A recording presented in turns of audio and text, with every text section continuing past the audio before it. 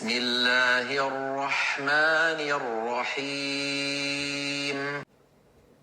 قل اغیر اللہ ابغی ربا وهو رب كل شيء ولا تكسب كل نفس إلا عليها ولا تزر وازرة وزر أخرى ثم إلى ربكم مرجعكم فينبئكم بما كنتم فيه تختلفون وهو الذي جعلكم خلائف الأرض ورفع بعضكم فوق بعض درجات ليبلوكم فيما آتاكم إن ربك سريع العقاب وإنه لغفور رحيم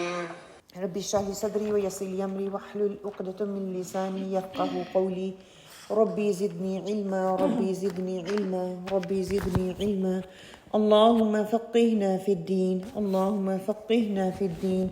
اللهم إني أسألك علما نافعا وعملا متقبلا ورزقا طيبا اللهم انفعنا بما علمتنا وعلمنا ما ينفعنا وزدنا علما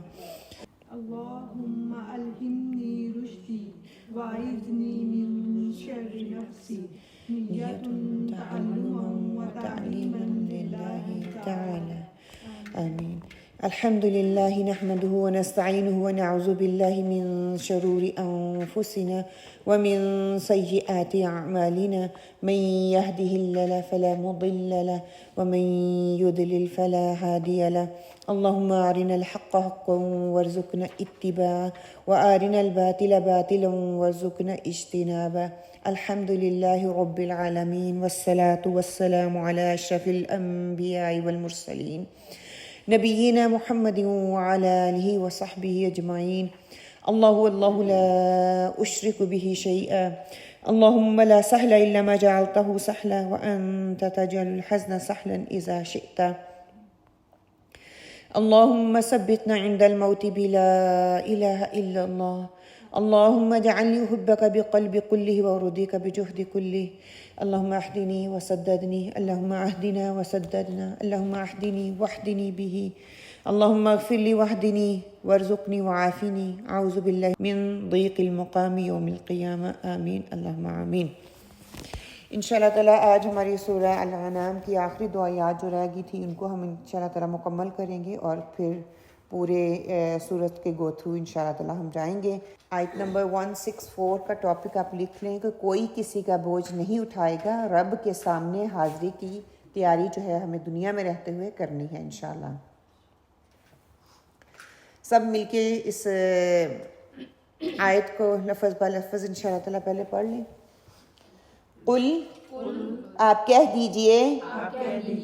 اغیر کیا سوائے اللہ کے ابغی میں ڈھونڈوں ربن کوئی رب وہوا اور وہ رب ہے کلی شیئن ہر شے کا اور لا تکسب نہ کمائے گا کل نفس ہر شخص الا مگر علیہا اس کے ذمے و اور لا تزرو نہ اٹھائے گا وازرۃ کوئی اٹھانے والا وزر بوجھ اخرى دوسرا ثم پھر الی طرف ربکم تمہارے رب کے مرجعکم تمہارا لوٹنا فینبئکم پس وہ تمہیں جتلا دے گا بما وہ جو کنتم تھے تم فیہ اس میں تختلفون تم اختلاف کرتے بمحاورہ ترجمہ قل اغیر اللہ ابغی ربا وهو رب كل شيء ولا تكسب كل نفس إلا عليها ولا تزر وازرة وزر أخرى ثم إلى ربكم مرجعكم فينبئكم بما كنتم فيه تختلفون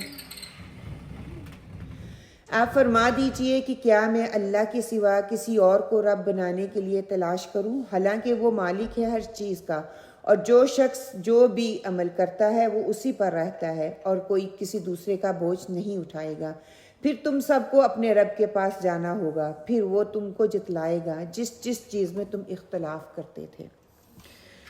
اس آیت کو پڑھنے سے پہلے پچھلی جو ہم نے آیات پڑھی تھی 4-5 ان میں سے کوئی آپ اپنا پوائنٹ دینا چاہیں کہ ہم نے کیا پڑھا تھا لاسٹ ویک کوئی ایک پوائنٹ 162 کا میں نے لکھا تھا پوائنٹ اگر ہماری زندگی کے سب معاملات اللہ کے حکم کے تابع ہو جائیں تو ہمارا ہر عمل عبادت ہو جائے گا اگر ہماری زندگی کا ہر عمل اللہ کے حکم کے تابع ہو جائے تو ہماری زندگی ہمارا ہر عمل عبادت میں شامل ہو جائے گا سبحان اللہ ہمارا کھانا پینا سونا جاگنا اللہ رب العزت کے لیے ہو جائیں گے گڈ ایکسیلنٹ اور شرک کے بارے میں شرک کے بارے میں تھا کہ لا شریک لہ حضرت ابراہیم علیہ السلام کی جو توحید تھی اس کے بارے میں بتایا گیا کہ اللہ تعالیٰ کی الوہیت کے بارے میں انہوں نے بات کی لا شریک لہ کہ اللہ کے سوا کوئی شریک نہیں ہے اس کے سوا کوئی معبود نہیں ہے کسی کی عبادت نہیں کی جاتی کسی کو اس کی الوہیت میں اور ربوبیت میں جو ہے شامل نہیں کیا جائے گا اور ساتھ ہی فرما دیا ربنا الرحمن المستعان علی ما تصفون ہمارا رب وہی ہے جس نے مصیبتوں پریشانیوں مشکلوں میں ہم اللہ کی طرف لوٹتے ہیں اسی سے استعانت کرتے ہیں اسی سے ہم مدد مانگتے ہیں سورہ فاتحہ میں بھی ہم ہر نماز میں یہ پڑھتے ہیں وَإِيَّاكَ نَعْبُدُ وَإِيَّاكَ نَسْتَعِينُ کہ ہم اللہ ہی کی عبادت کرتے ہیں اور اسی سے ہم مدد چاہتے ہیں ابراہیم علیہ السلام نے بھی یہی میسیج جو ہے وہ اپنی اس وقت اس قوم کو دیا پھر ابراہیم علیہ السلام نے مشرکین کی جو ان کی خواہش تھی کہ دین اسلام پھیلے نہ انہوں نے پوری اپنی کوششیں کر لی کہ دین اسلام پھیلے نہ اس کے باوجود اللہ سبحانہ تعالیٰ نے دین اسلام کو دنیا میں پھیلانا تھا عام کرنا تھا تو اللہ سبحانہ تعالیٰ نے اس کے جیسے پھر طریقے بھی بتا دیے اس کے جیسے ان انبیاؤں کو اور رسولوں کو اور ان کے ساتھیوں کو بھیجا اور وہ اپنا دین کا کام کرتے رہے اللہ سبحانہ تعالیٰ سورہ عنکبوت میں کہتے ہیں وَقَالَ الَّذِينَ كَفَرُوا لِلَّذِينَ آمَنُوا اتَّبِعُوا سَبِيلَنَا کہ کافر لوگ اہل ایمان سے کہتے تھے کہ ہمارے راستے کو اختیار کر لو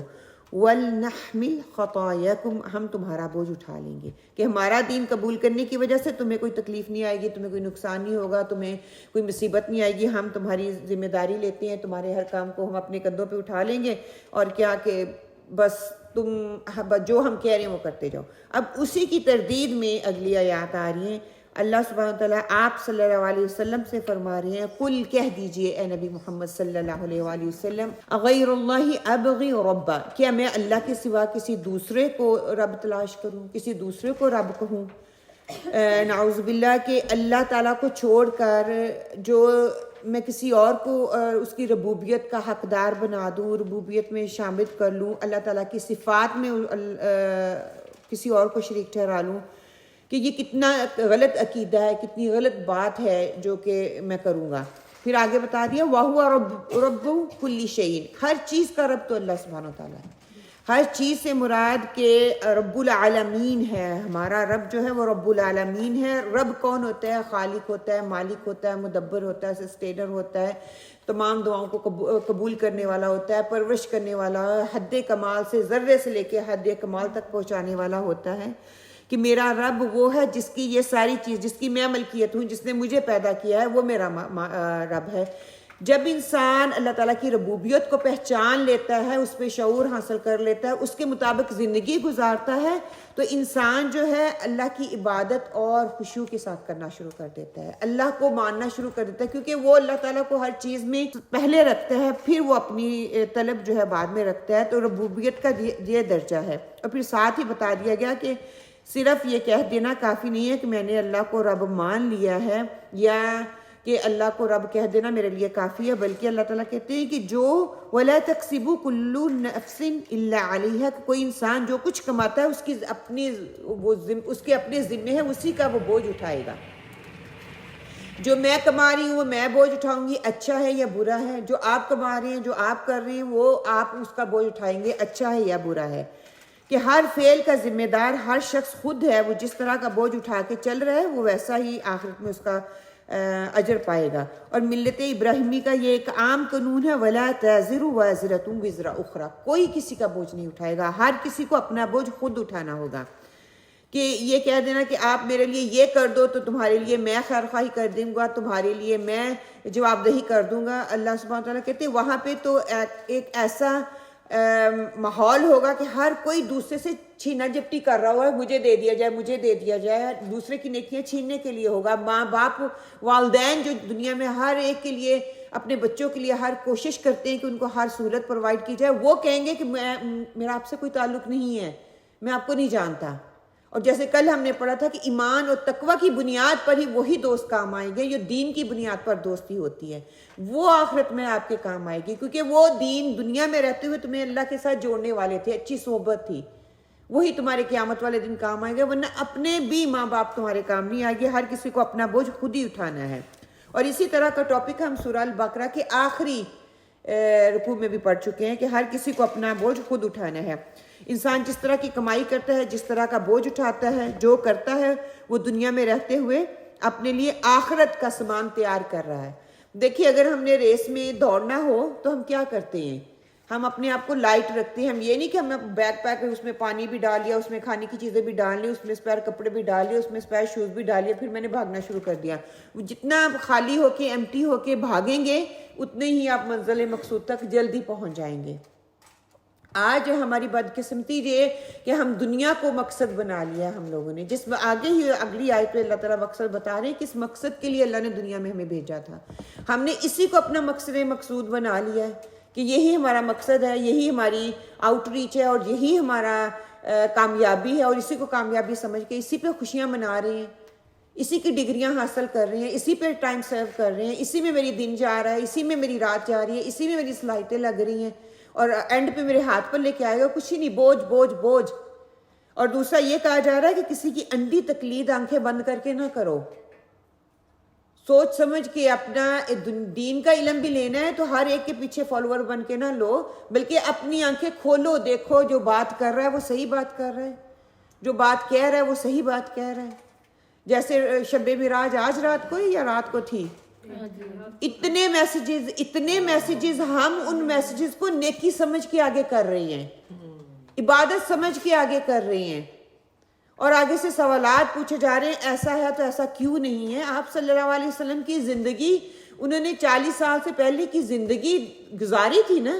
کوئی شب معراج نہیں تھی، کوئی انہوں نے ایسی گیدرنگ نہیں کی تھی۔ پھر اس کے بعد چلے لگا لیں آپ لوگ، آپ صلی اللہ علیہ وسلم کتنے سال زندہ رہے، کبھی کسی کو بلایا،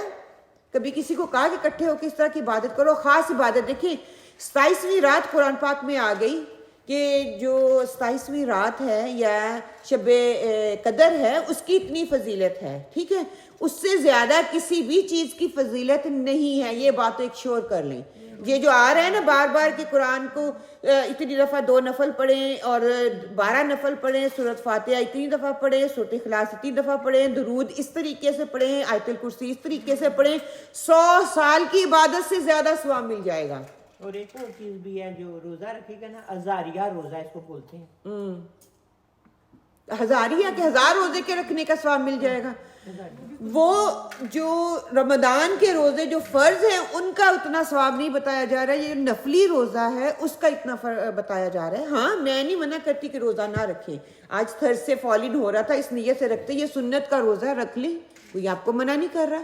اگر میں شب براج یا شب معراج کا کر کے رکھ رہی ہوں تو پھر اپنی اکاؤنٹیبلٹی کے لیے تیار رہیں کہ کوئی ہم اتنے میسیجز آگے بھیج رہے ہیں اور جس نے پہلے اس کی مجھے دلیل دے دیں, کوئی اتھینٹک حدیث دے دیں تو پھر آپ بھیجیں کہ یہ آپ نامہ اعمال میں اچھائی کی بجائے برائی کو اکٹھا کر رہے ہیں اور نیکیاں سمجھ کے کر رہے ہیں. لا علمی ہے نا, شعور نہیں ہے. ثواب حاصل کرتے ہیں, ثواب ایسے تھوڑی بیٹھے بٹھائے مل جاتا ہے. ثواب حاصل کرنا اتنا آسان نہیں ہے. پیغمبروں نے ایسے کیوں نہیں کیا؟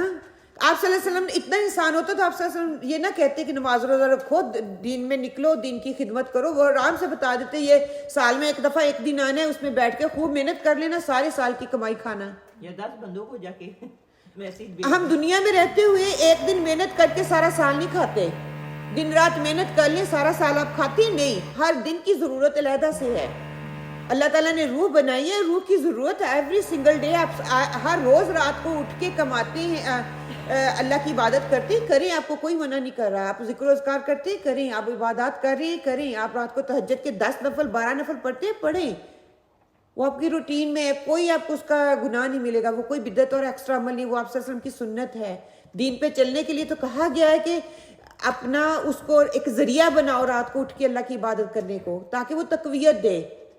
اور اگر وہ نہیں ہم کرتے تو پھر ہم کیا لاچار ہو کے بیٹھ جاتے ہیں. سنت کو چھوڑ کے ہم نے کہتے ہیں نا جلدی جلدی کرنے والے کام اور وظیفوں کو اپنا لیا, اور حقیقت کو جو ہم پیچھے کر رہے ہیں. السلام علیکم. وعلیکم السلام ورحمۃ اللہ. وعلیکم السلام. ہاں جی, ہاں آپ کہہ رہے ہیں میسج, یہ سب نا لوگوں نے اپنے بنائے ہوئے میسج ہے. اگر ان کو اتنا پتہ چل جائے کہ ہمارا دنیا میں آنے کا مقصد کیا ہے تو یہ میسج کیوں کریں. یہ مجھے بھی پڑے آ رہے تھے, میں ایک بھی نہیں سنا کہ ایک ہی سناؤ. کہ جب آپ انہی کی عبادت کرتے ہو جو اس میں سکون ہے, کیا یہ کٹھی کر کے ٹھیک ہے سکون ہے, شکر الحمدللہ, لیکن 100 10 دفعہ یہ ساری اپنے آپ کو یہ نہیں میں کہتی اپنے آپ کو اذیت میں ڈالنا ہے نا کہ اتنی کرو, اپنے آپ کو بھی تھکاؤ. اللہ تعالیٰ جی کہتے ہیں اگر تم روز فریش کھانا مانگتے ہو نا تو روز فریش میری عبادت بھی کرو. کہ روح کے یہ روح کا تقاضا ہے نا, روح کو کیوں اس کی ضرورت ہے. وہی نا الحمدللہ اللہ سبحانہ تعالیٰ ہمیں شعور دے رہا ہے, جو حق اور سچ اور صحیح بات ہے اللہ سبحانہ تعالیٰ وہ ہمارے دلوں میں راسخ کر دے, ہمارے دل اس کے لیے کھل جائیں. پھر آگے اللہ سبحانہ تعالیٰ کہتے ہیں کہ میرے حشر کے میدان میں جب اللہ سبحانہ تعالیٰ کے سامنے حاضری کی جائے گی تو ہر کوئی اپنے اپنے بوجھ جو وہ اٹھا کے پھر رہے ہیں نا دنیا میں رہتے ہوئے, وہ خود ہی اٹھائے گا. اور اس کے ساتھ ساتھ اللہ سبحانہ تعالیٰ نے فرما دیا, سورہ نحل میں آتا ہے یوم تأتی کل نفس تجادل عن نفسها, اس دن ہر شخص کو خود ہی جواب دینا پڑے گا, کوئی دوسرا اس کی طرف سے جواب دہی نہیں کرے گا. ایسا ہرگز نہیں ہوگا گناہ میں کر رہا ہوں اور میری جواب دہی یا میرا بوجھ کوئی اور اٹھائے گا. دنیا میں تو ہم کسی کو پیسہ دے کے گواہی بھی دلوا دیتے ہیں, کیا بھی دیتے, میرے حق میں بول دو, مجھے زبان نہیں آتی. اس وقت ساری زبانیں بھی آئیں گی اور آپ کو خود ہی اس کی جواب دہی بھی کرنی پڑے گی اللہ کے سامنے جب کھڑے ہوں گے. اسی طرح حضرت ابراہیم علیہ السلام کے حوالے سے آتا ہے وَإِبْرَاهِيمَ الَّذِي وَفَّى أَلَّا تَزِرُ وَازِرَةٌ وِزْرَ أُخْرَى وَأَن لَّيْسَ لِلْإِنسَانِ إِلَّا مَا سَعَىٰ, کہ انہیں ابراہیم علیہ السلام کی یہ بات نہیں پہنچی کہ کوئی اٹھانے والا کسی دوسرے کا بوجھ نہیں اٹھائے گا. یہ کہ انسان کو وہی کچھ ملتا ہے جس کی وہ کوشش کرتا ہے, کہ جتنی اس نے کوشش کی, جتنی اس نے سعی کا لفظ استعمال ہو, کوشش, جتنی کوئی کوشش کرے گا, جتنی محنت کرے گا, اتنا پھل دنیا میں بھی پالے گا اور آخرت میں بھی پالے گا. اور شیطان نے کیا کہا تھا, شیطان بھی قیامت والے دن اللہ کے سامنے جب جائے گا نا تو حاضری ہوگی تو کہے گا کہ انسان نے خود میری دعوت کو قبول کیا تھا, میں نے تو پیش کی تھی, پلیٹ میں رکھ کے اس کے سامنے رکھا تھا, اس نے خود لپک کے لیا تھا مجھے, میں نے اس کو مجبور نہیں کیا تھا, اپنی خوشی سے ہم نے لیا, اپنی خوشی سے لیتے ہیں. اور وہ خود کہے گا مجھے اس کا ذمہ وار نہ ٹھہراؤ. اور پھر کیا آگے بتا دیا گیا ثم الی ربکم مرجعکم, تم سب کو تمہارے رب کی طرف لوٹ کر جانا ہے. یہ ہو ہی نہیں سکتا, یہ ایسی حقیقت ہے جس کا انکار نہیں کر سکتے, اور ہر ایک کو اللہ کے سامنے پیش ہونا ہے. فینبئکم بما کنتم فیہ تختلفون, پھر جن باتوں پہ تم جھگڑا کرتے وہ تمہارے سامنے کر دی جائے گی, کہ ہر چیز لکھ کر سامنے آ جائے گی, کیا صحیح ہے, کیا غلط ہے, کیا حق ہے, کیا سچ ہے, کیا واضح ہے, کیا ہڈن ہے, ہر چیز کا اعلان کر دیا جائے گا. اللہ سبحانہ وتعالیٰ قرآن پاک میں سورہ بقرہ میں فرماتے ہیں قد تبین الرشد من الغی، کہ لوگوں نے بعض چیزوں کو خلط ملط کر دیا تھا، اور قیامت والے دن کسی چیز میں کوئی شبہ نہیں ہوگا، ہر چیز واضح شفاف اور صحیح طور پہ انسان کے سامنے آ جائے گی، اور انسان اپنی آنکھوں سے وہ دیکھ رہا ہوگا، اس کی جب اصلی شکل اس کے سامنے آئے گی تو پھر وہ کہے گا ہائے کاش میں دنیا میں رہتا ہوا کیا کر کے آیا ہوں، کیا میں نے کمایا، کیا میں لے کے آیا اپنے ساتھ۔ ہر انسان کے اعمال کی ذمہ داری کا تعین ہم خود کر رہے ہیں کہ میں کیا کر رہی ہوں، میری صحیح کیا ہے، میری کوشش کیا ہے۔ کہ سورہ عنکبوت میں آیت نمبر 13 میں اللہ سبحانہ وتعالیٰ فرماتے ہیں وہ ضرور اٹھائیں گے اپنے بوجھ اور اپنے بوجھ کے ساتھ کچھ اور بوجھ۔ اب اسکالر یہاں پہ کہتے ہیں جب کچھ اور کی بات آئی کہ بھٹکانے والوں کے بوجھ، ایک تو بھٹکا ہوا ہے نا، وہ تو اپنا ہی ایک بھٹک گیا، اس نے اپنا ایک بوجھ اٹھایا۔ ایک انسان جو عالم، جو مفتی، جو پیر، جو مرید، جو اپنے آپ کو کچھ کہنے والا ہے کہ میرے پاس بہت علم نالج ہے، دنیا والوں کو بھٹکا رہا ہے، وہ اپنا بوجھ بھی اٹھائے گا، اور جتنے اس کے انڈر بھٹک رہے ہیں ان سب کا بوجھ اٹھائے گا۔ اللہ کہ میں اپنا بوجھ نہیں اٹھا سکوں گی، میں دوسروں کو کیا بوجھ اٹھاؤں گی، اس کو دو دو بوجھ اٹھانے پڑیں گے۔ فار ایگزامپل لگا لیں ایک انسان کوئی درس و تدریس کا کام کر رہا ہے اور ہم اندھی اس کی تقلید کر رہے ہیں، اس کی باتوں کو مان رہے ہیں بغیر کسی تحقیق کے، بغیر کسی وجہ کے، تو لاکھوں کروڑوں فالوور بن گئے ہیں، تو لاکھوں کروڑوں کا وہ بوجھ اٹھائے گا۔ اللہ کہ انسان اپنا بوجھ نہیں اٹھا سکتا، دوسروں کا بوجھ کیسے اٹھا پائے گا؟ کہ اپنا بوجھ اٹھا کے چلنا کتنا مشکل ہو جاتا ہے، تو دوسروں کا بوجھ کیسے اٹھایا جائے گا؟ کہ وہ اٹھائیں گے، اور اپنے پورے بوجھ قیامت کے دن ان کے بھی، اور جن کو انہوں نے بغیر علم کے گمراہ کیا ہوگا ان کے بوجھ بھی اٹھائیں گے۔ اور پھر یہاں پہ کہا گیا نا فَيُنَبِّئُكُم بِمَا كُنتُمْ فِيهِ تَخْتَلِفُونَ، پھر جن باتوں سے تم جھگڑا کرتے تھے، کہ اللہ سبحانہ پیچھے ہم نے پڑھ لیا نا کہ اصل مطلب ہمیں کیا بتایا جا رہا تھا، صراط مستقیم، سیدھا راستہ۔ کہ سیدھا راستہ کیا تھا کہ ان ساری چیزوں کو چھوڑ دو، ان پاک ڈنڈیوں کو چھوڑ دو، غلط راستوں کو چھوڑ دو، شارٹ راستوں کو چھوڑ دو، یہ کہتے ہیں شارٹ کٹ، ان کو چھوڑ دو، بلکہ صراط مستقیم جو ہے وہ جو راستہ چلنے والا ہے وہ سیدھا راستہ ہے، وہ اپنی منزل مقصود تک پہنچانے والا راستہ ہے، اس کو ہم نے چھوڑ دیا ہے، ہم نے شارٹ کٹ کو جو اختیار کر لیا، تو وہ جو شارٹ کٹس آپ کو غلط راستے کی طرف رہنمائی کر رہے ہیں، غلط راستے کی طرف لے جانے والے ہیں، اور جب انسان بھٹک جاتا ہے تو اس کی اینڈنگ کہاں پہ ہوگی ہمیں اس کا کوئی اندازہ نہیں ہے۔ جانا میں نے لندن تھا یا مانچسٹر تھا، اور میں نے روڈ کون سا لیا تھا، بریڈ فورڈ جانے کا، جتنا مرضی میں چلتی رہوں، گھومتی رہوں، میں جب تک وہ صحیح روڈ نہیں لوں گی میں راستے پہ منزل تک نہیں پہنچ پاؤں گی۔ اور آج ہم لوگوں نے اپنے یہ چھوٹے چھوٹے شارٹ کٹ بنا لیے ہیں، اپنے فرقے بنا لیے ہیں، اپنی مسجدیں بنا لی ہیں، اپنے چھوٹے چھوٹے گروہ بنا لیے، اور بنا کے بیٹھ کے اور سارے کہہ رہے ہیں کہ ہم سارے ٹھیک ہیں۔ ہم نے پچھلی حدیث میں پڑھا تھا نا کہ ایک فرقہ ہی درست ہے یہودیوں میں، ایک فرقہ ہی عیسائیوں میں، اور ایک ہی فرقہ محمد صلی اللہ علیہ وسلم کی امت میں ہوگا۔ یہ 72 73 74 فرقے جو بنے پھر رہے ہیں نا، سارے دعوے کر رہے ہیں ہم سچے ہیں، لیکن ان میں ایک ہی ہوگا، اور وہ ہی آپ پھر بتا بھی دیا صحابہ کو، وہ جو میری امت میری سنت کو پکڑ لے گا اور شریعت کو پکڑ لے گا وہی سیدھے راستے، اور میرے صحابہ کی راستے کو پکڑ لے گا وہ سیدھے راستے پہ ہے۔ اور یہاں پہ کہنے والے سارے کہہ رہے ہیں ہم نے پکڑا ہوا ہے۔ اس آیت کے روٹ ورڈ دیکھ لیجئے، ابغی باغی یا سے کہ کس چیز کی طلب میں میانہ روی کی حد سے تجاوز کرنا، کسی شے کی طلب میں مدد کرنا، حدود و عفت سے تجاوز کرنا، زنا کرنا یا تکبر کرنے کے لفظ میں بھی آتا ہے، ناحق شرارت کرنے کے معنی بھی آتا ہے، اور میسر کرنے کے معنی بھی آتا ہے۔ تازیرو واو زارا سے ہے کہ پہاڑ میں جائے پناہ لینا گناہ کے لیے آتا ہے، بار گناہ کے لیے آتا ہے، بوجھ کے لیے آتا ہے، لرزشیں جو جاہلیت میں سرزد ہوئی ان کے لیے آتا ہے، اسلحہ جنگ کے لیے آتا ہے۔ تختلفون خال انفاس ہے کہ پیچھے ہونا، مخالفت کرنا، کسی کا جانشی ہونا، ردی چیز کے لیے آتا ہے، کام عقل اور بہبودہ باتوں کے لیے آتا ہے، ایک دوسرے کے بعد قائم مقام ہونا اس کے لیے آتا ہے، اور وعدہ خلافی کے لیے یہ لفظ استعمال کیا جاتا ہے کہ کتنی وسعت ہے عربی کے الفاظ میں۔ تفسیری نکات سے ہم نے سیکھا کیا ہے، رسول صلی اللہ علیہ وآلہ وسلم نے اپنا فرض ادا کر کے اللہ کا حکم ہم تک پہنچا دیا، اب جو نہ مانے تو جان لے کہ اپنے اس غلط عمل کے ذمہ دار وہ خود ہوں گے۔ راستہ صحیح بتا دیا گیا، سیدھا راستہ کون سا ہے، جو 10 قوانین پیچھے بتا دیے گئے ان پہ عمل کرنے والا سیدھے راستے پہ ہے، جو ان سے بھٹک گیا وہ غلط راستے پہ نکل گیا۔ کل کوئی کسی کے گناہوں کا بوجھ اٹھانے والا نہ ہوگا، نہ کوئی کسی سے مدد یا سفارش کر سکے گا، سب کو اپنے پروردگار ہی کی طرف پلٹنا ہے۔ اس وقت اللہ سب کو بتا دے گا جس چیز میں لوگ اختلاف کرتے رہے ہیں، اختلاف کی وجہ سے ٹکڑے ٹکڑے بن کے بیٹھے رہے، اس دن سب کچھ واضح ہو جائے گا۔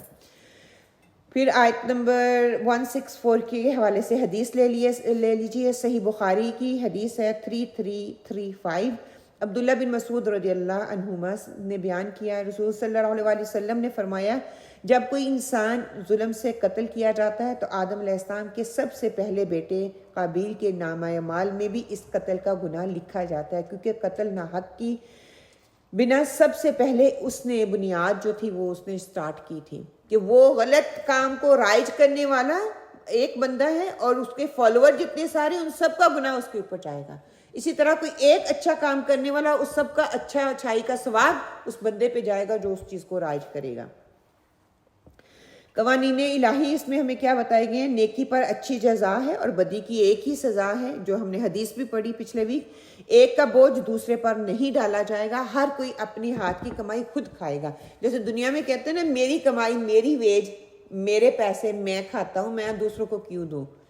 حتیٰ کہ یہ بھی آگے پڑھیں گے، ایک ٹیسٹ ہے جو اللہ سبحانہ تعالیٰ ہمیں دیتے ہیں، اور آخرت میں بھی ایسا ہی ہوگا۔ ہم نے سیکھا کیا ہے کہ جس اللہ رب العزت نے ہمیں پیدا کیا، جب ہم پر حکم بھی اسی کے چلے گا اور اسی کے راستے پر چل کر ہم آخرت میں جو ہے کامیابی حاصل کر سکتے ہیں۔ اس کے بتائے ہوئے راستے سے بھٹک کر کسی دوسرے راستے پہ چلیں گے کبھی بھی کامیابی نہیں ملے گی۔ یہ دنیا ایک کمرہ امتحان ہے، اس میں ہم جیسا پیپر کریں گے اس کا رزلٹ قیامت کے دن ویسا ہی لے لیں گے۔ دیکھیں، اس دنیا میں بھی رہتے ہوئے ہم کمرہ امتحان میں بیٹھتے ہیں، ہمیں 3 گھنٹے دیے جاتے ہیں، سوالات دیے جاتے ہیں، ان کو حل کرنا ہے۔ حل کرنے کے بعد جیسا میں پیپر دے کے آتی ہوں، آنسر اور جواب اور رزلٹ ویسے ہی آتا ہے نا، اور آخرت میں بھی ویسا ہی ہوگا۔ دنیاوی زندگی کو اختلافات کی نظر کرنے میں وقت ضائع نہ کریں، اختلافات کی بجائے اطاعت خداوندی پر دھیان ہونا چاہیے۔ اس نے یہ کیا، اس نے یہ کیا، اس نے یہاں پہ ہاتھ باندھے، اس نے یہاں پہ ہاتھ باندھے، اس نے سجدہ ایسے کیا، اس نے سجدہ ایسے کیا، وہ ختم دلاتی ہے، وہ ختم نہیں دلاتی، وہ 9ویں کا، وہ 7ویں کا۔ مطلب اتنی بحثوں میں کرنا کچھ بھی نہیں ہے، بس بحثوں میں پڑے ہوئے ہیں بلا وجہ کے۔ بحثوں میں پڑھنے کی بجائے قرآن اور سنت کو تھام لیں تو انشاءاللہ زندگی کے راستوں پہ چل نکلیں گے، جو صراط مستقیم کا راستہ ہے۔ ایک دن ہمیں پلٹ کر اللہ کے پاس جانا ہے، اپنی غلطیوں کی معافی مانگ کر گناہوں کا بوجھ یہی ہلکا کر لیں، ورنہ آخرت میں پھر مشکل ہوگی اس بوجھ کو اٹھانا، اور وہ اٹھانا پڑے گا۔ پھر وہاں پہ چوائس نہیں ہوگی کہ کوئی آئے میں پیسے دے دوں وہ میرے لیے اٹھا کے چلے گا، پھر ہمیں ہی اٹھانا پڑے گا۔ اور اتنا بوجھ لادا ہوا ہوگا آپ کی بیک کے اوپر، آپ کی گردن کا ذکر ہوا ہے، گردن جھک جائے گی، جب جھکی ہوگی تو کچھ نظر ہی نہیں آئے گا میں کہاں جا رہا ہوں۔ بیک بھی ہوتا ہے نا، بندہ سر اٹھا کے دیکھ لیتا ہے کہ میں کہاں جا رہا ہوں، اور پل صراط کے اوپر سے گزرنا پڑے گا تو کیسے گزریں گے۔ آیت نمبر 165 انشاءاللہ تعالیٰ یہ ہماری آخری لاسٹ آیا ہے۔ انسان زمین پر اللہ کا خلیفہ، اس منصب کو بہترین طریقے سے نبھانے کے لیے بھیجا گیا ہے، خلیفہ بنا کے بھیجا گیا ہے۔ انشاءاللہ تعالیٰ آیات کا لفظ بلفظ ترجمہ جو ہے ہم مل کے کر لیتے ہیں پلیز۔ وَهُوَ اور وہ الذی جس نے جعلکم تمہیں بنایا خلائف نائب الارض زمین کا ورفع اور بلند کیے بعضکم تم میں سے بعض فوق پر بعض درجات درجے لیبلوکم تاکہ تمہیں آزمائے فیما آتاکم جو اس نے عطا کیا ان بے شک ربک تیرا رب سریع العقاب جلد سزا دینے والا ہے وَإِنَّ اور بے شک لغفور الرحیم وہ بڑی مغفرت کرنے والا اور مہربان ہے۔ بامحاورہ ترجمہ وَهُوَ الَّذِي جَعَلَكُمْ خَلَائِفَ الْأَرْضِ وَرَفَعَ بَعْضَكُمْ فَوْقَ بَعْضٍ دَرَجَاتٍ لِيَبْلُوَكُمْ فِيمَا آتَاكُمْ إِنَّ رَبَّكَ سَرِيعُ الْعِقَابِ وَإِنَّهُ لَغَفُورٌ رَحِيمٌ۔ اور وہ ایسا ہے جس نے تم کو زمین میں خلیفہ بنایا اور ایک کا دوسرے پر رتبہ بڑھایا تاکہ تم کو آزمائے ان چیزوں میں جو تم کو دی ہیں۔ بالیقین آپ کا رب جلد سزا دینے والا ہے، اور بالیقین وہ واقعی بڑی مغفرت کرنے والا اور بڑی مہربانی کرنے والا یا بہت بڑا مہربان ہے۔ اب یہاں پہ انسان کو خلیفہ بنانے کا مقصد اور پرپس بتایا جا رہا ہے۔ ہم اپنے مقصد اور پرپس کو دیکھ لیں، میرا مقصد کیا ہے، دنیا میں زندگی کس طرح سے گزار رہی ہوں، کس پرپس کے تحت گزار رہی ہوں، کیا سوچ رہی ہوں، اور اللہ سبحانہ وتعالیٰ ہمیں کیا مقصد دے کے بنایا۔ جب بنایا تھا آدم علیہ السلام کو اور اس وقت فرشتوں نے سوال کیا تھا تو کیا مقصد سامنے رکھ کے اللہ سبحانہ وتعالیٰ نے ہماری تخلیق کی تھی۔ وَهُوَ الَّذِي جَعَلَكُمْ خَلَائِفَ الْأَرْضِ، اللہ کی ذات وہ ہے جس نے تمہیں زمین میں خلیفہ بنایا۔ خلافت، اس میں خلافت عامہ بھی کہا جاتا ہے اور خلافت خاصہ بھی، کہ دونوں ہی اس سے معنی لیے گئے ہیں، کہ جس نے دنیا میں خلافت کی ذمہ داری دے کر ہمیں بھیجا، وہ ہم اس طریقے سے اس کو پورا کر رہے ہیں، وہ اس کی جواب دہی ضرور کرے گا۔ جس نے ہمیں خلیفہ بنایا، جس نے ہمیں یہ جاب دی ہے، اگر اس جاب کا حق نہیں ہم عطا کرتے تو کیا ہمیں جاب سے نکال دیتے ہیں۔ دنیا کا اصول تو یہی ہے نا، اللہ سبحانہ و تعالیٰ نے ہمیں ایک جاب دی، ایک ذمہ داری دی، اگر اس ذمہ داری کا حق ہم ادا نہیں کریں گے تو اللہ کے سامنے اس کی جواب دہی کرنی ہوگی، ہم اس کے آگے اکاؤنٹیبل ہیں۔ اللہ سبحانہ و تعالیٰ ہم سے ضرور اس کی پوچھ کرے گا کہ کیوں نہیں کی۔ جیسے دیکھیں میاں ہیں، آپ کو منتھلی آپ کا خرچہ پانی دیتے ہیں، آپ کو جب پیسے دے کے آپ شاپنگ کے لیے جاتے ہیں، آ کے آپ کیا کرتے ہیں، ان کو حساب کتاب دیتے ہیں نا، اگر نہیں دیتے وہ پوچھتے ہیں اتنے پیسے دیے تھے کہاں لگا کے آئی ہو۔ جو نہیں پوچھتے وہ نہیں پوچھتے، جو پوچھتے ہیں وہ پوچھتے ہیں۔ اسی طرح ہم بچہ آتا ہے میرے پاس آ کے کہتا ہے کہ امی مجھے جیب خرچ دے دیں، یا میں نے کوئی چیز لینی ہے، ہم اس کو پیسے دیتے ہیں۔ جب وہ خرچ کر کے آتا ہے تو ہم کہتے ہیں کتنے پیسے لگا کے آئے، کتنے باقی بچے۔ کوئی بچہ عقل مند ہوگا تو خود ہی لا کے آپ کو رسید بھی دے گا، آپ کو پیسے بھی واپس کر دے گا۔ کچھ بچے نہیں کرتے، تو ہم خود پوچھتے ہیں کہ اتنے پیسے دیے تھے، کہاں پہ خرچ کر کے آئے ہو، کیا لے کے آئے ہو نا، اس کی جواب دہی کرتے ہیں۔ اسی طرح اللہ سبحانہ و تعالیٰ نے ہمیں خلیفہ بنا کے بھیجا۔ کہتے ہیں کہ خلافت عام جو ہے کہ اللہ سبحانہ تعالیٰ کی یہ ایک نعمت ہے، اللہ سبحانہ تعالیٰ نے نیابت جو ہے اس کا حق انسان کے اوپر ڈالا، اس کو اس کے قابل سمجھا۔ اب انسان کا کام تو یہ تھا کہ اللہ تعالیٰ کی نیابت کو سر تسلیم خم کرتے ہوئے اس کو سمینا و اطاعنا کرے اور اس کی بغاوت کیے بغیر اس احکامات کو پورا کرے، اس ذمہ داری کو پورا کرے بغیر کسی چونچراں کے۔ لیکن انسان نے اس کا غلط استعمال کر کے، غلط راستوں کا اختیار کر کے اللہ تعالیٰ کی اس نیابت کی توہین کی، اس کو ریجیکٹ کر دیا کہ یہ میری ذمہ داری نہیں ہے۔ اللہ نے انسان کو اس لیے بھیجا تھا کہ وہ اللہ کے نظام کو نافذ کرے، اللہ نے جو قانون دیا اس کو نافذ کرے، اس کے لاز کو، اس کے آرڈرز کو اپنی زندگی کا حصہ بنائے۔ یہ 4 فٹ 5 فٹ 6 فٹ کا جو انسان ہے، سب سے پہلے اللہ تعالیٰ کے قانون کو اپنے اوپر انپٹ کرے، ایک ظاہری مثال دوسروں کے سامنے پیش کرے، اس کے بعد پھر وہ اپنے خاندان میں، اپنی فیملی میں، اپنے معاشرے میں ان احکامات کو نافذ کرنے والا بنے، نافذ کروانے والا بنے۔ اور اگر وہ اس میں کامیاب نہیں ہے، وہ خود تو عمل کرنے والا رہا، خود بھی عمل نہیں کر رہا، دوسروں کو بھی اس پہ عمل کرنے کے لیے اس کی ترغیب نہیں دلوا رہا، یا اس کا کام وہ کام نہیں کر رہا، تو وہ کیا ہے، وہ ناکام ہے۔ جو ذمہ داری دی گئی ہے وہ ناکام ہے، اس کو جواب دہی کرنی پڑے گی، میں بھی اور آپ بھی۔ آج یہاں پہ رہتے ہوئے ہم نے اپنا مقصد، اپنا پرپس یہ سمجھ لیا کہ نماز پڑھ لیں گے، روزہ رکھ لیں گے، عبادات کر لیں گے تو میں جو ہے اپنے مقصد پر جمی ہوئی ہوں، میں فوکس ہوں، میں ٹھیک ہوں، میں کر رہی ہوں۔ وہ آپ کا مقصد نہیں ہے، وہ آپ کا پرپس نہیں ہے، وہ فرائض ہیں، وہ ادا کرنے ہیں۔ مقصد اور پرپس اور کچھ دیا تھا،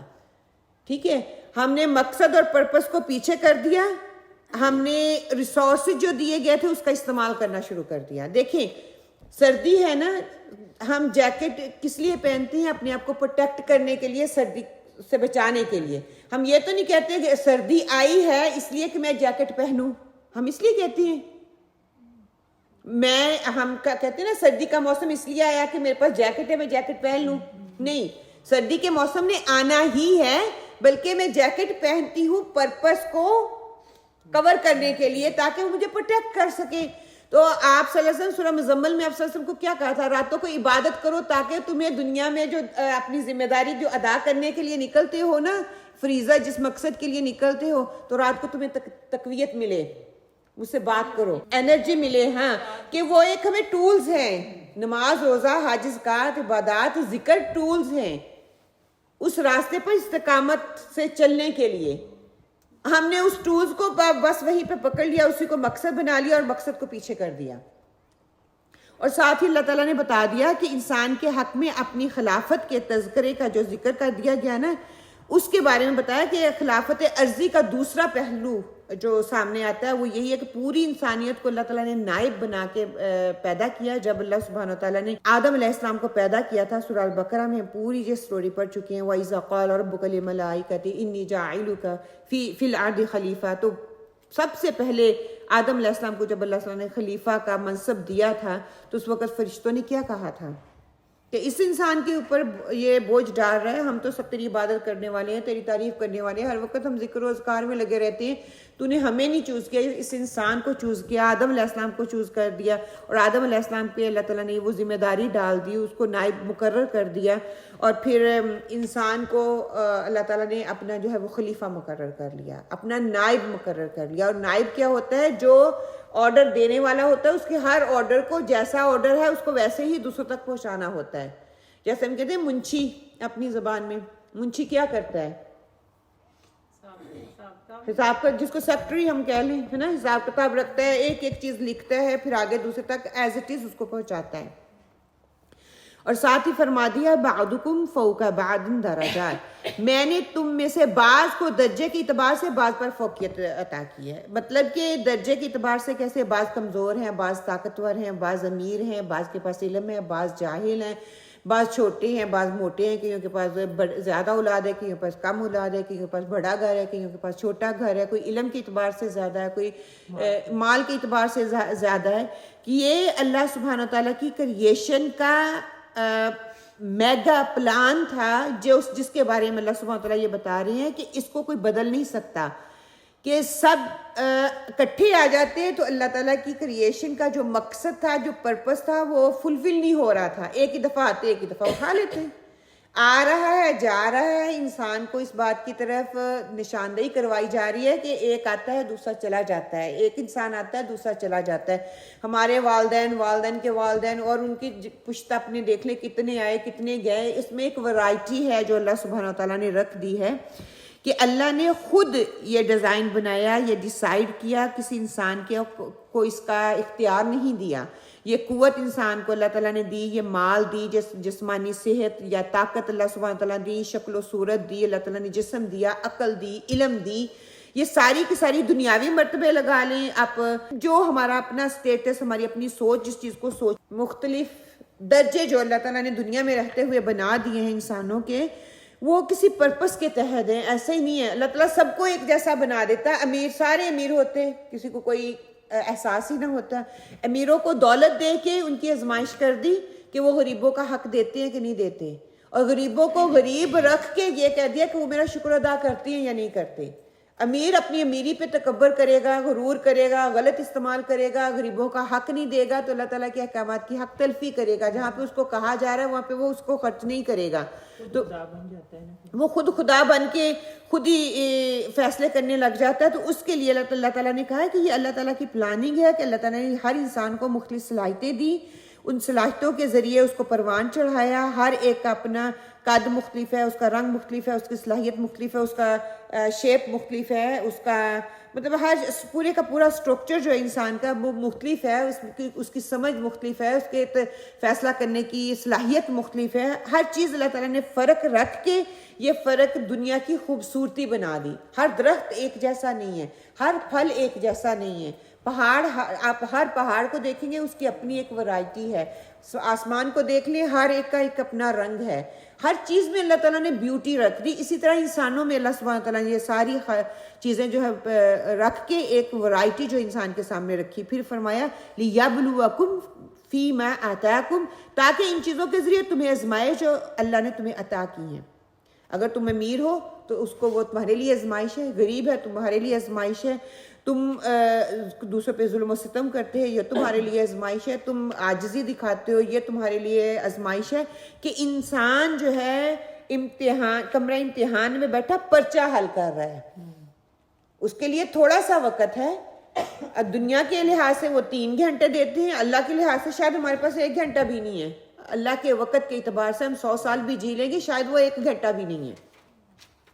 ہزاروں سال جو مرنے کے بعد ان کو جگایا تو کہتے ہیں شاید آدھا دن اور آدھے سے بھی شاید کم کا ہم وقفہ جو ہے رہی ہیں۔ تو ہم نے یہ پرچہ کیسے کرنا ہے، کس کو کیسے حل کرنا ہے؟ انسان اپنی اس کمرہ امتحان میں پرچہ حل کرنے میں فیل ہو گیا۔ جب وہ فیل ہوتا ہے، فیل کیوں ہوتا ہے؟ کیونکہ اس کے اندر صبر نہیں ہے، اس کے اندر شکر نہیں ہے۔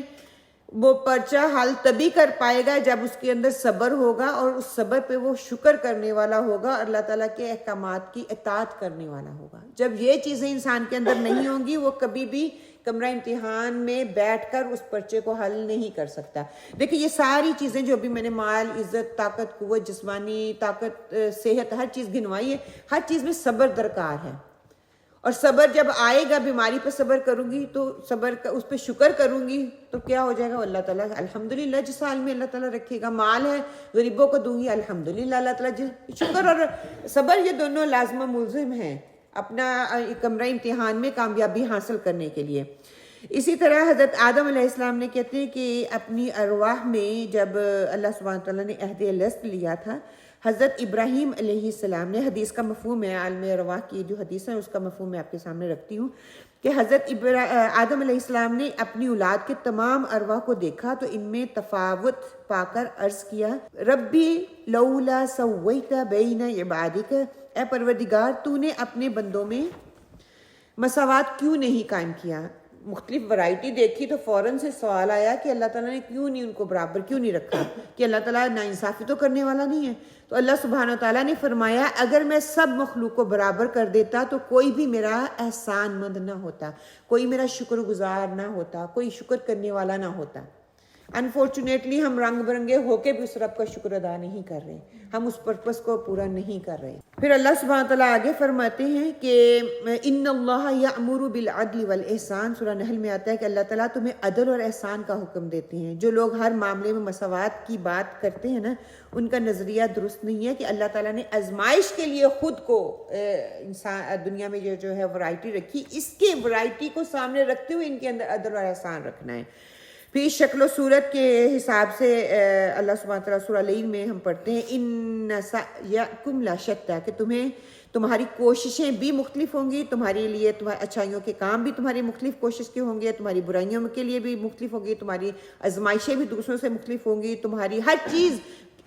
دوسروں سے مختلف ہے۔ ہم اتنے لوگ یہاں پہ بیٹھے ہوئے ہیں، سب کی ذہن مختلف ہے، قد مختلف ہے، رنگ مختلف ہے، آنکھوں کا ڈیزائن مختلف ہے، ناک مختلف ہے، زبان، ہونٹ، ہر چیز مختلف ہے، کسی کی کسی کے ساتھ نہیں ملتی۔ پوری دنیا میں یہ ورائٹی ایسی ہے، ہر ایک کی آزمائش ڈفرینٹ ہے، کسی کو بچوں کے ذریعے آزمایا جا رہا ہے، کسی کو میاں کے ذریعے آزمایا جا رہا ہے، کسی کو فیملی کے ذریعے آزمایا جا رہا ہے، ہر ایک کی تکلیف مختلف ہے، ہر ایک کی خوشیاں مختلف ہوگی، کوئی کسی چھوٹی چھوٹی چیز پہ خوش ہو رہا ہے، کوئی بڑی بڑی خوشیوں پہ بھی خوش نہیں ہو رہا ہے۔ پھر اسی طرح سورہ انبیاء میں اللہ سبحانہ تعالیٰ نے فرمایا وَنَبْلُوَكُمْ بِالشَّرِّ وَالْخَيْرِ فِتْنَةً، کہ ہم خیر اور شر دونوں کے ذریعے آزمائش میں ڈالتے ہیں کہ کون صحیح راستہ پکڑتا ہے اور کون جو ہے وہ غلط راستے کی طرف جاتا ہے، کہ توحید خالص کو کون اختیار کرتا ہے، کون کفر اور شرک کے راستوں کو اختیار کرتا ہے، کہاں کہاں پہ کرتا ہے، کہاں پہ وہ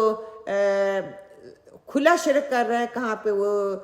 سری شرک کر رہا ہے، کہاں پہ وہ ہڈن شرک کر رہا ہے، اس کو پتہ ہی نہیں چل رہا۔ لا علمی کی وجہ سے وہ اپنی اچھائیوں کو جو ہے شرک میں بدل کے اس کو گناہ میں بدل رہا ہے۔ ان ربک سریع العقاب، بے شک تیرا رب بہت جلد عذاب دینے والا ہے۔ جب وہ سزا دینے پہ آتا ہے تو سب کچھ آنن فانن جو ہے وہ ختم کر دیتا ہے، وہ آنن فانن سزا دینے پہ قدرت رکھتا ہے۔ وَإِنَّهُ لَغَفُورٌ رَحِيمٌ، وہ اللہ تعالیٰ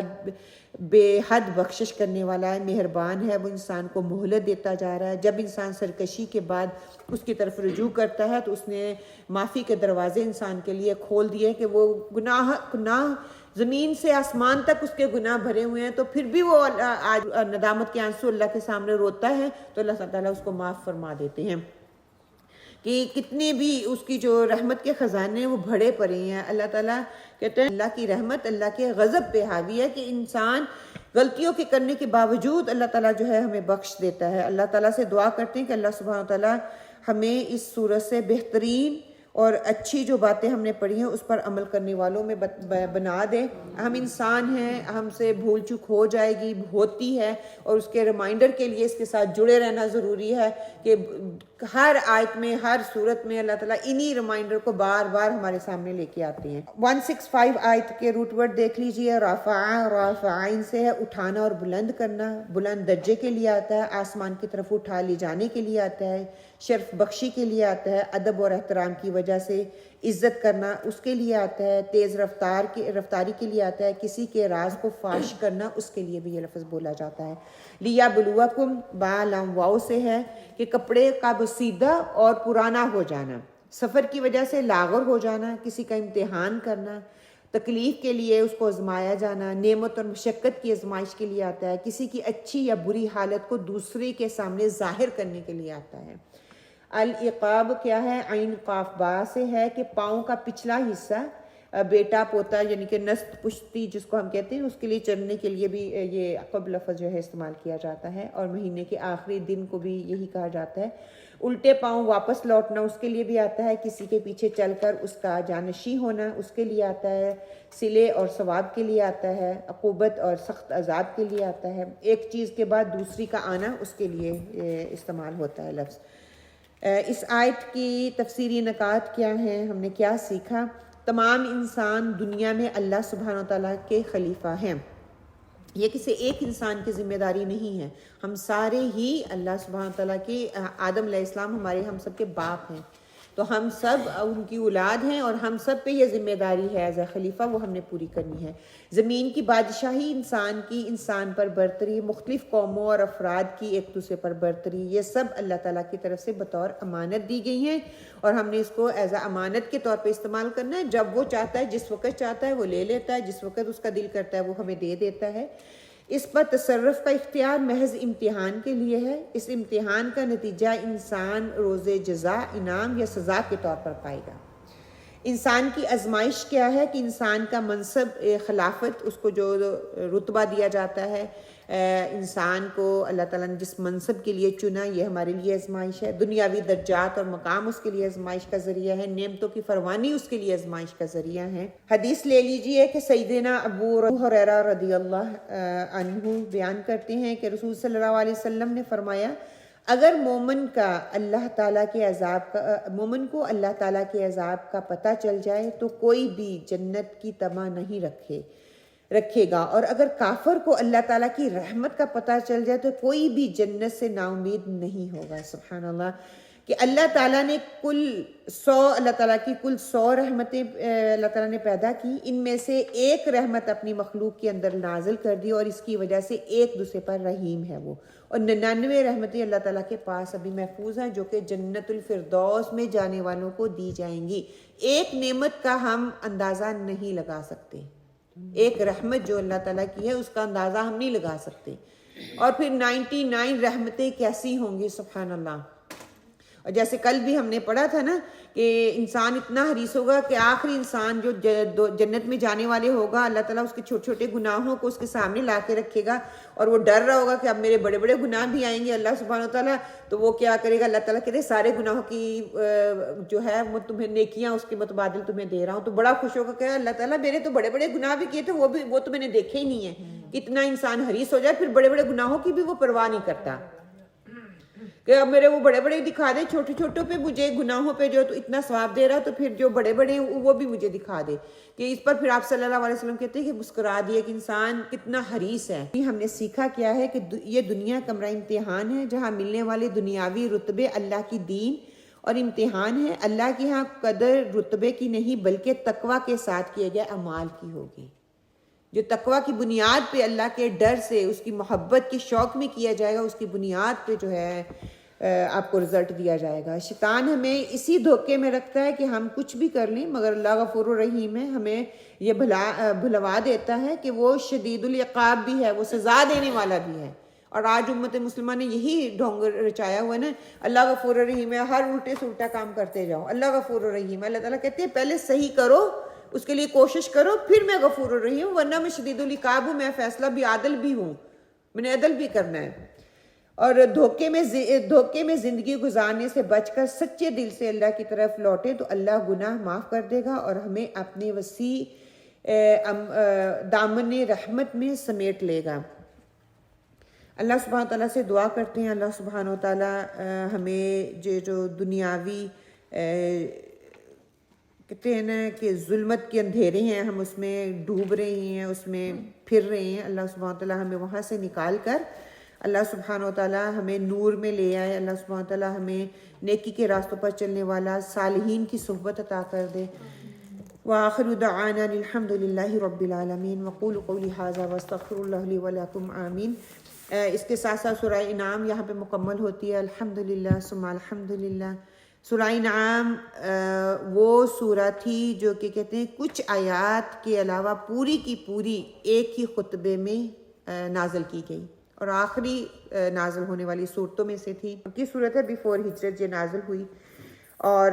کہتے ہیں کہ سبحان اللہ یہ ایک ہی خطبے میں اتنی بڑی صورت ہم جو اس کو ہم نے پورے سال میں مکمل کیا،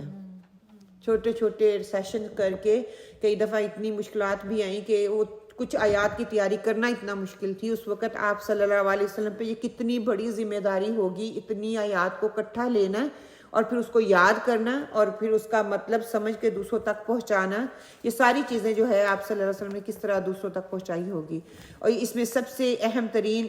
چیز جو ہمیں پتہ چلتی ہے وہ توحید اور شرک کا رد، مین ٹاپک جو کہ پورے قرآن کا ٹاپک وہ بار بار دہرایا گیا۔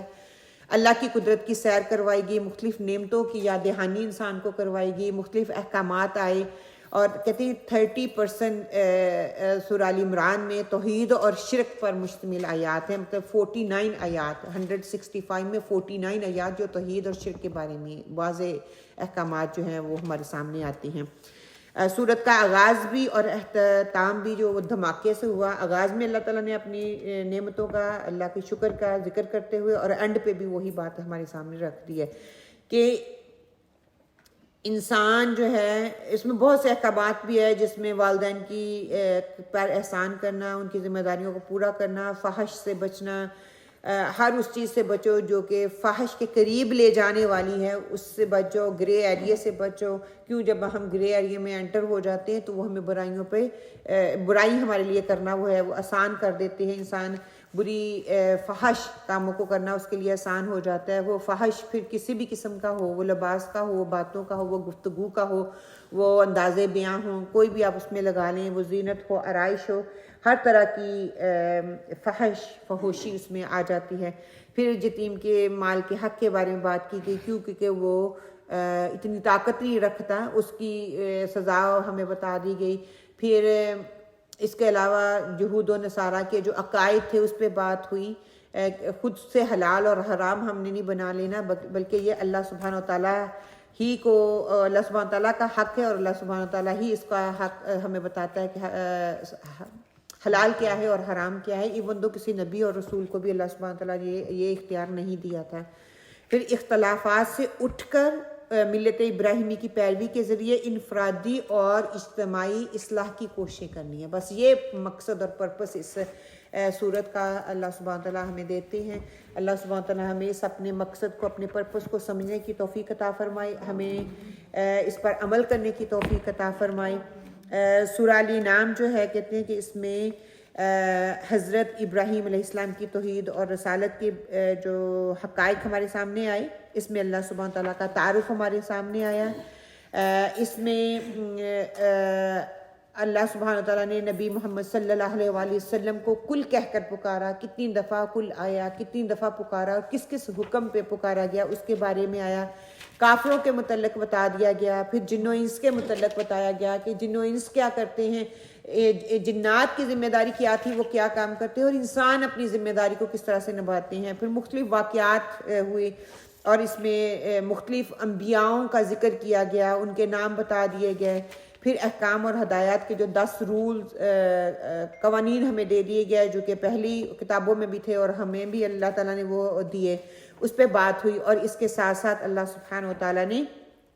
قیامت کا منظر بھی بتا دیا اور قیامت کا بیان بھی بتا دیا کہ دنیا میں رہتے ہوئے جو کام کریں گے آخرت میں کامیابی اسی پہ ہے. پھر کچھ دن پہلے ہم نے اس کو پڑھا تھا کہ ایک نیکی کے بدلے اللہ تعالیٰ 10 اور 10 سے 700 7,000 تک کیسے بڑھا کے اللہ سبحانہ تعالیٰ دیتے ہیں. یہ خوشخبری ہے انسان کے لیے کہ جو اچھی اور خالص نیت کے ساتھ اللہ سبحانہ تعالیٰ کے لیے کوئی بھی اچھا کام کرتا ہے تو اللہ سبحانہ تعالیٰ کس طرح اس کو بڑھا چڑھا کر اس کا اجر دیتی ہے انشاءاللہ.